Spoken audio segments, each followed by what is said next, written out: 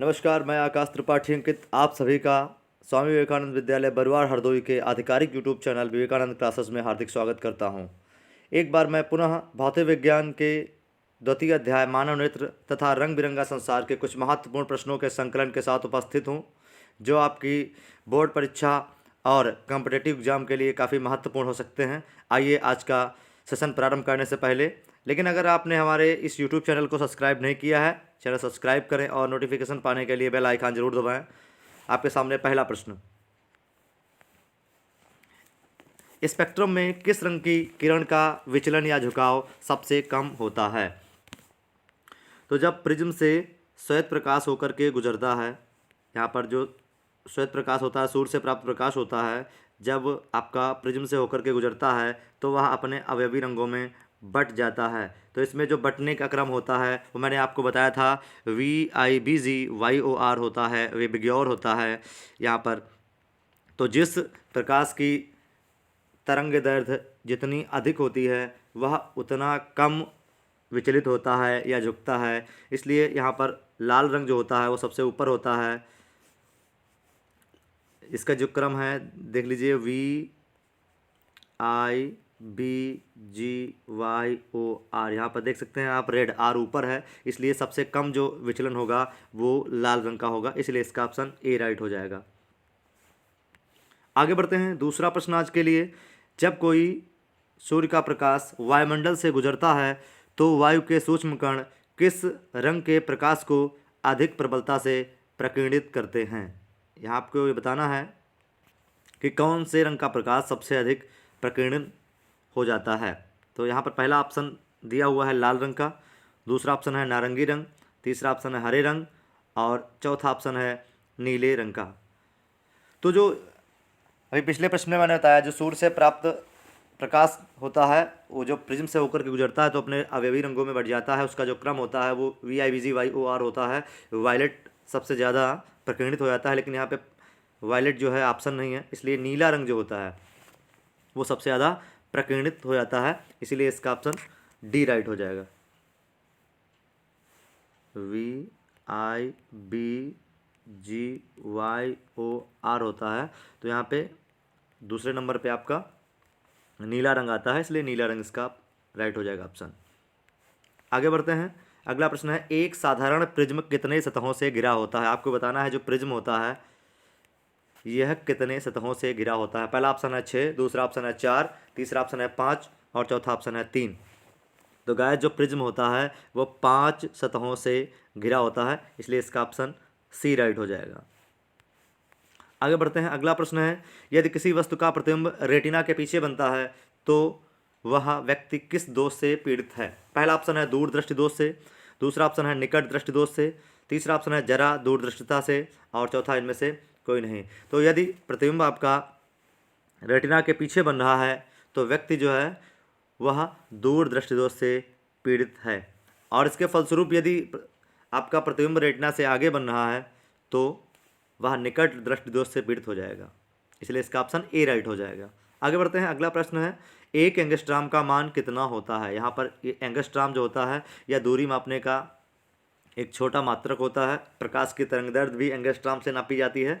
तो यहाँ पे यह बताना है कि एक एंगस्ट्राम जो होता है उसका मान कितना होता है। पहला ऑप्शन है 10⁻10 मीटर, दूसरा ऑप्शन है 10⁻8 मीटर, तीसरा ऑप्शन है 10⁻11 मीटर और चौथा ऑप्शन है इनमें से कोई नहीं।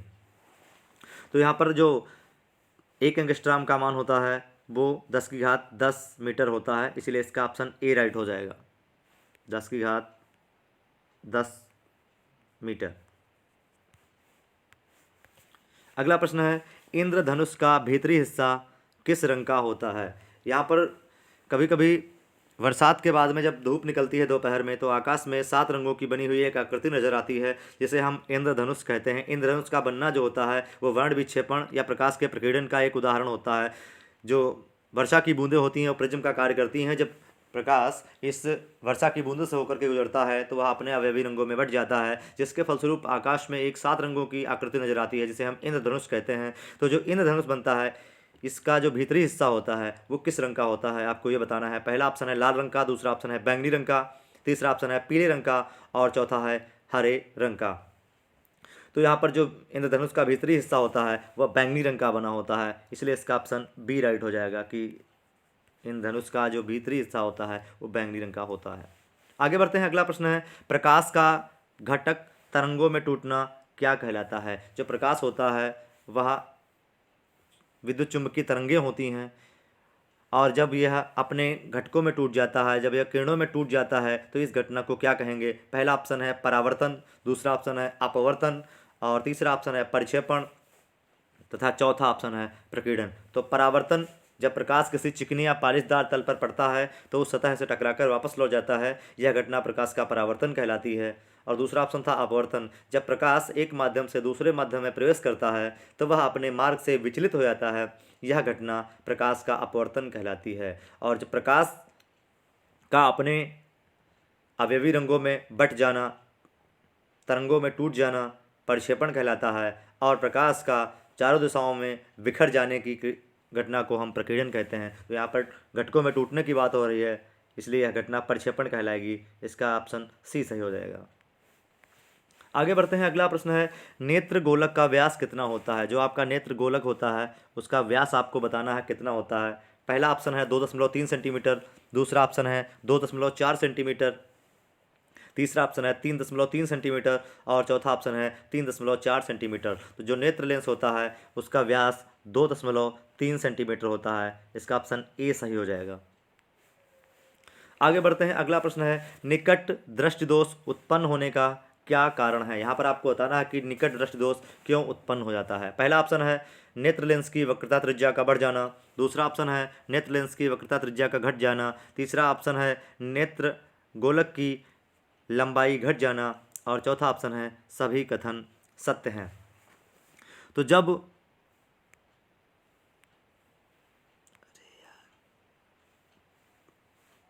नेत्र लेंस की वक्रता त्रिज्या बढ़ जाती है जिसके फलस्वरूप निकट दृष्टि दोष उत्पन्न हो जाता है, इसलिए इसका ऑप्शन ए राइट हो जाएगा। और जो निकट दृष्टि दोष से पीड़ित व्यक्ति होता है उसे निकट या पास की वस्तु स्पष्ट दिखाई देती है परंतु दूर की वस्तु स्पष्ट नहीं दिखाई देती है। तो जब वक्रता त्रिज्या बढ़ जाती है जिसके फलस्वरूप फोकस दूरी कम हो जाती है। जब फोकस दूरी कम हो जाएगी तो दूर की वस्तु स्पष्ट नहीं दिखाई देती है। आगे बढ़ते हैं, अगला प्रश्न है आँख में प्रवेश करने वाले प्रकाश की मात्रा को कौन नियंत्रित करता है। यहाँ पर जो आँख में जब प्रकाश प्रवेश करता है, किसी वस्तु से प्रकाश की किरणें जब परावर्तित होकर नेत्र लेंस पर पड़ती हैं तो इस प्रकाश की मात्रा को कौन नियंत्रित करने का कार्य करता है। पहला ऑप्शन है परितारिका, दूसरा ऑप्शन है पश्चमाभी पेशियाँ, और तीसरा ऑप्शन है पुतली, चौथा ऑप्शन है लेंस। तो यहाँ पर जो परितारिका होती है उसका कार्य होता है प्रकाश की मात्रा को नियंत्रित करना, इसलिए इसका ऑप्शन ए सही हो जाएगा। आगे बढ़ते हैं, अगला प्रश्न वस्तु को हटा लेने के बाद भी नेत्र पटल पर प्रतिबिंब कितने सेकंड तक रहता है। यहाँ पर आपको बताना है कि अगर आप नेत्र के सामने, आँख के सामने कोई वस्तु को रखा गया है और वस्तु को हटाने के बाद भी उस वस्तु की छाया या उस वस्तु का प्रतिबिंब हमारे दृष्टिपटल पर कितने समय तक बना रहता है, अर्थात उस वस्तु का आभास हमें कितने समय तक रहता है। पहला ऑप्शन है 1/10 सेकंड, दूसरा ऑप्शन है 1/20 सेकंड तक, तीसरा ऑप्शन है 1/16 सेकंड तक, और चौथा ऑप्शन है 1/5 सेकंड तक। तो वस्तु का जो प्रतिबिंब है नेत्र पटल पर 1/10 सेकंड तक बना रहता है, इसलिए इसका ऑप्शन ए राइट हो जाएगा। आगे बढ़ते हैं, अगला प्रश्न है कार्निया में दोष अथवा उसके पूर्णतः गोलीय न होने के कारण किस प्रकार का नेत्र दोष पाया जाता है। अगर मान लीजिए आपका कार्निया है वह पूरी तरह से गोल नहीं है तो हमारे नेत्र में कौन सा दोष उत्पन्न हो जाएगा। पहला ऑप्शन है यहाँ पर आबिंदुकता, दूसरा ऑप्शन है दीर्घ दृष्टि दोष या दूर दृष्टि दोष, तीसरा है जरा दृष्टि दोष, और चौथा कारण है लघु दृष्टि दोष अर्थात निकट दृष्टि दोष। तो जब कार्निया में समस्या हो जाती है अर्थात वह पूरी तरीके से गोल नहीं रहता है तो हमारे नेत्र में आबिंदुकता उत्पन्न हो जाती है, इसका ऑप्शन ए राइट हो जाएगा। यहाँ पर आबिंदुकता उत्पन्न हो जाएगी। दीर्घ दृष्टि दोष में हमने आपको बताया था कि इसमें प्रतिबिंब जो होता है वो रेटिना के पीछे बनता है जिसके कारण उसे दूर की वस्तु तो स्पष्ट दिखाई देती है परंतु पास की नहीं। जरा दृष्टि दोष में जो है जब नेत्र की समंजन क्षमता क्षीण हो जाती है तो जरा दृष्टि दोष हो जाता है। और निकट दृष्टि दोष लघु, इसमें आपको पता ही है, इसको दूर करने के लिए उत्तल लेंस का प्रयोग किया जाता है। और दूर दृष्टि दोष को दूर करने के लिए निकट दृष्टि दोष को दूर करने के लिए अवतल लेंस का प्रयोग किया जाता है तथा दूर दृष्टि दोष के लिए हम उत्तल लेंस का प्रयोग करते हैं। आगे बढ़ते हैं।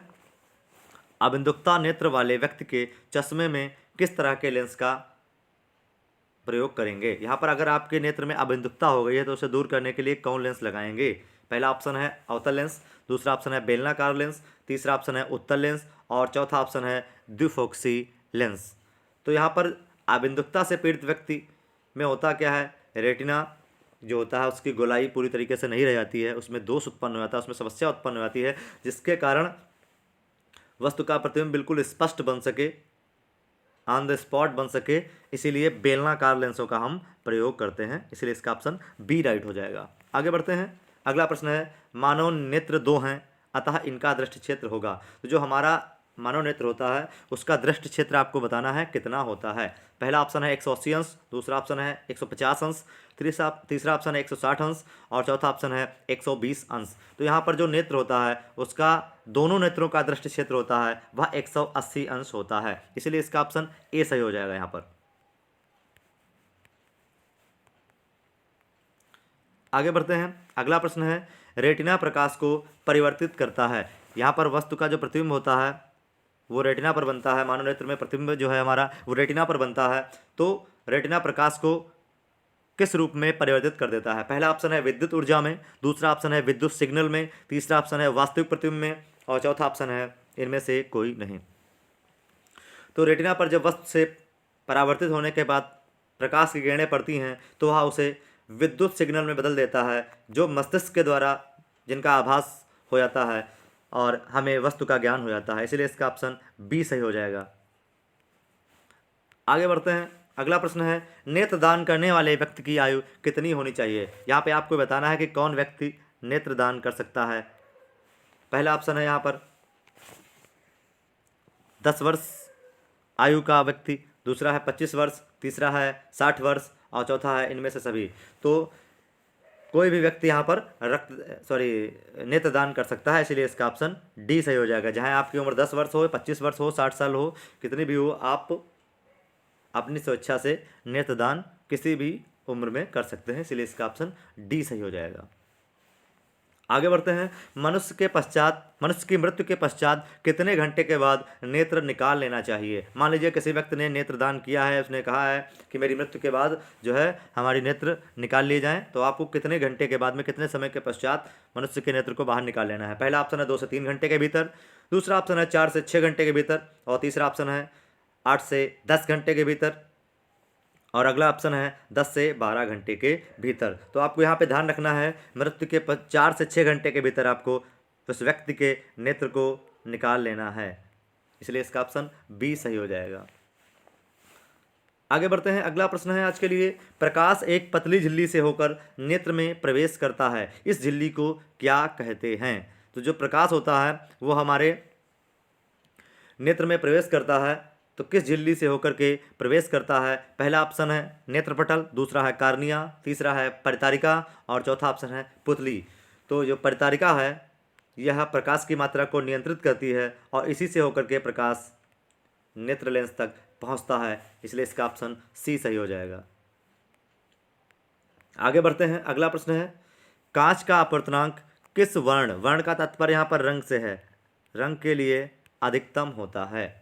पहला ऑप्शन है लाल रंग, दूसरा ऑप्शन है पीला रंग, तीसरा ऑप्शन है बैंगनी और चौथा ऑप्शन है आसमानी रंग। तो जो अपवर्तनांक होता है वो सबसे अधिक बैंगनी रंग के लिए होता है और सबसे कम जो होता है वो लाल रंग के लिए होता है। तो यहाँ पर पूछा गया है कि किस रंग के लिए अधिकतम हो जाएगा, तो इसका बैंगनी रंग के लिए अधिकतम होता है। अगर पूछता कम किसके लिए होता है तो लाल रंग के लिए कम होता है।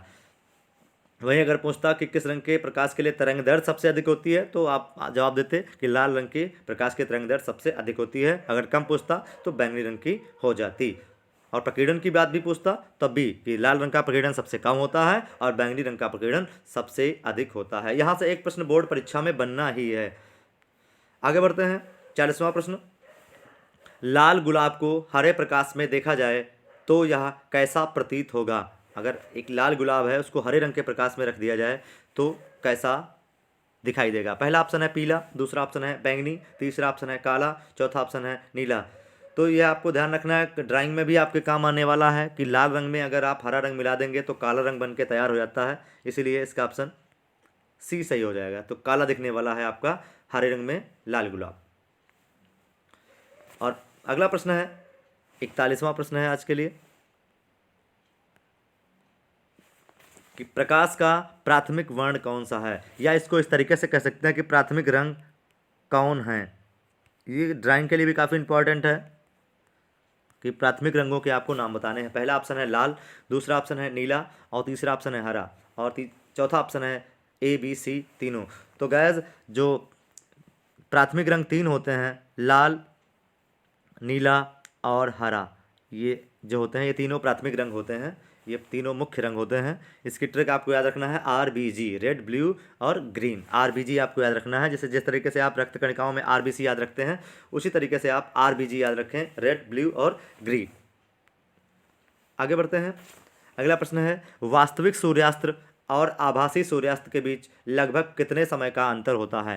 पहला ऑप्शन है 1 मिनट का, दूसरा ऑप्शन है 2 मिनट का, तीसरा ऑप्शन है 3 मिनट का और चौथा ऑप्शन है 4 मिनट का। तो यहाँ पे आपको बताना है कि जो सूर्यास्त होता है वास्तविक वाला और जो हमको प्रतीत होता है वह आभासी होता है, और जो लेकिन जो रियल में होता है सूर्यास्त उसके बीच में कितना अंतर होता है। तो आपको यह ध्यान रखना है कि वास्तविक और आभासी सूर्यास्त के बीच में 2 मिनट का अंतर होता है। इसलिए इसका ऑप्शन बी सही हो जाएगा। आगे बढ़ते हैं। किस दृष्टि दोष से किसी वस्तु का प्रतिबिंब रेटिना के आगे बनता है? पहला ऑप्शन है निकट दृष्टि दोष, दूसरा है दूर दृष्टि दोष, तीसरा है जरा दूर दृष्टिता और चौथा है इनमें से कोई नहीं। तो मैंने आपको बताया था कि जब प्रतिबिंब रेटिना के पीछे बनेगा तो दूर दृष्टि दोष हो जाएगा, लेकिन जब प्रतिबिंब रेटिना के आगे बनेगा तो आपके निकट दृष्टि दोष हो जाएगा। इसलिए इसका ऑप्शन ए सही हो जाएगा। आगे बढ़ते हैं। अगला प्रश्न है किसी कण पर पड़कर प्रकाश के एक अंश के विभिन्न दिशाओं में छितराने को कहते हैं। मतलब प्रकाश का चारों दिशाओं में फैलने की प्रक्रिया को क्या कहेंगे? पहला ऑप्शन है परावर्तन, दूसरा है अपवर्तन, तीसरा है वर्ण विक्षेपण और चौथा है प्रकीर्णन। तो मैंने आपको बताया था कि प्रकाश का चारों दिशाओं में फैल जाने की क्रिया को हम प्रकाश का प्रकीर्णन कहते हैं। इसलिए इसका ऑप्शन डी राइट हो जाएगा। और जब प्रकाश प्रिज्म से होकर के गुजरता है तो वह अपने अवयवी रंगों में बट जाता है। इस घटना को हम वर्ण विक्षेपण कहते हैं, तथा जो रंगों का क्रम प्राप्त होता है उसे हम वर्ण क्रम या स्पेक्ट्रम कहते हैं। आगे बढ़ते हैं। दूर दृष्टि दोष के कारण प्रतिबिंब बनता है। यहाँ पर आपको बताना है कि दूर दृष्टि दोष से अगर आप पीड़ित हैं तो आपका प्रतिबिंब कहाँ बनेगा? रेटिना पर, रेटिना के पीछे और रेटिना के आगे तथा नेत्र लेंस पर। तो आपको यह ध्यान रखना है कि जो स्वस्थ मनुष्य होता है, स्वस्थ आँख होती है, उसमें वस्तु का प्रतिबिंब जो है वो रेटिना पर बनता है, लेकिन जो दूर दृष्टि दोष से पीड़ित व्यक्ति होते हैं उनमें प्रतिबिंब रेटिना के पीछे बनता है, तथा निकट दृष्टि दोष से पीड़ित व्यक्ति में जो है प्रतिबिंब वो रेटिना के आगे बनता है। इसलिए इसका ऑप्शन बी राइट हो जाएगा। अगला प्रश्न है संभवतः अंतिम प्रश्न आज के लिए, दृश्य प्रकाश का तरंग दैर्ध्य परास कितना है? यहाँ पर आपको बताना है कि जो दृश्य प्रकाश होता है, जिस प्रकाश को हम देख सकते हैं या देखते हैं, उसकी तरंग दैर्ध्य कितनी होती है, तरंग दैर्ध्य सीमा कितनी होती है? पहला ऑप्शन है 400 से 800 एंगस्ट्रॉम, दूसरा ऑप्शन है 400 से 800 नैनोमीटर और तीसरा ऑप्शन है 400 से 800 मिलीमीटर और चौथा ऑप्शन है 400 से 800 पिकोमीटर। यहाँ पर आपको बताना है कि कितनी तरंग सीमा होती है। तो इसका ऑप्शन बी सही हो जाएगा कि जो दृश्य प्रकाश की तरंग परास होती है वो 400 से 800 नैनोमीटर होती है। और यहाँ पर एक्स्ट्रा शॉट्स देखेंगे, जो उत्तल लेंस होता है उसे हम लोग अभिसारी लेंस भी कहते हैं, क्योंकि ये प्रकाश की किरणों को अभिसारित करने का कार्य करता है, इसीलिए उत्तल लेंस को हम अभिसारी लेंस भी कहते हैं। और जो अवतल लेंस होता है वह प्रकाश की किरणों को अपसारित करता है, इसीलिए हम अवतल लेंस को अपसारी लेंस भी कहते हैं। और यहाँ पर जो मनुष्य का एक नेत्र होता है उसका जो दृष्टि क्षेत्र होता है वो 150 अंश होता है, और दोनों नेत्रों के लिए यह बढ़कर के 180 अंश हो जाता है। तथा मनुष्य जो होता है, एक नेत्र की दृष्टि जो होती है वो द्विमीय होती है, जबकि दोनों नेत्रों के लिए यह त्रिविमीय होती है। अर्थात जो मनुष्य होता है वह त्रिविम दृष्टि वाला प्राणी है। मनुष्य की दृष्टि जो है वो त्रिविम होती है। और जो वर्णांधता है तथा हीमोफीलिया, ये दोनों अनुवांशिक रोग हैं। इनकी वंशागत जो होती है एक पीढ़ी से दूसरी पीढ़ी तक होती है, बिल्कुल लिंग संलग्न लक्षणों की भांति। और जो वर्णांधता से पीड़ित व्यक्ति जो होता है उसके नेत्र में शंकु कोशिकाएं कोन सेल्स नहीं पाई जाती हैं, जिसके कारण उसे लाल और हरे रंगों का ज्ञान नहीं होता है। इसीलिए इसे लाल हरा अंधापन भी कहते हैं, कलर ब्लाइंडनेस। और हीमोफीलिया रोग से पीड़ित व्यक्ति जो होता है उसके चोट लगने पर रक्त का थक्का जमने में 30 मिनट से 24 घंटे तक का समय लग जाता है। जो सामान्य व्यक्ति होता है उसमें रक्त का थक्का जमने में 2 से 3 मिनट लगते हैं। 2 से 3 मिनट के अंदर जो है खून का बहना उसके बंद हो जाता है। लेकिन अगर जो हीमोफीलिया से पीड़ित व्यक्ति है उसके चोट लगने के बाद में 30 मिनट से 24 घंटे तक का समय लग जाता है, जिसके कारण रोगी की मृत्यु हो जाती है। और इसे शाही रोग भी कहा जाता है। इसका कारण है शाही रोग क्यों कहा जाता है, क्योंकि इसकी खोज इंग्लैंड की महारानी विक्टोरिया के परिवार में हुई थी। आज के लिए इतना ही। अगर यह वीडियो आपको आपकी परीक्षा के लिए उपयोगी लगा हो तो कमेंट करके ज़रूर बताएं। वीडियो को लाइक करना न भूलें। इस वीडियो से आपके मित्र भी लाभान्वित हो सकें, इसलिए उन्हें शेयर ज़रूर करें। अगर आपने यह चैनल अभी तक सब्सक्राइब नहीं किया है तो चैनल सब्सक्राइब करें और नोटिफिकेशन पाने के लिए बेल आइकन ज़रूर दबाएं। व्हाट्सएप के माध्यम से मुझसे जुड़ने के लिए तथा नोटिफिकेशन पाने के लिए स्क्रीन पर दिए गए नंबर 9621727242 पर आप मुझे मैसेज करें, मुझसे जुड़ें। इस वीडियो को देखने के लिए बहुत बहुत धन्यवाद। फिर मिलेंगे, अपना ख्याल रखिएगा। नमस्कार।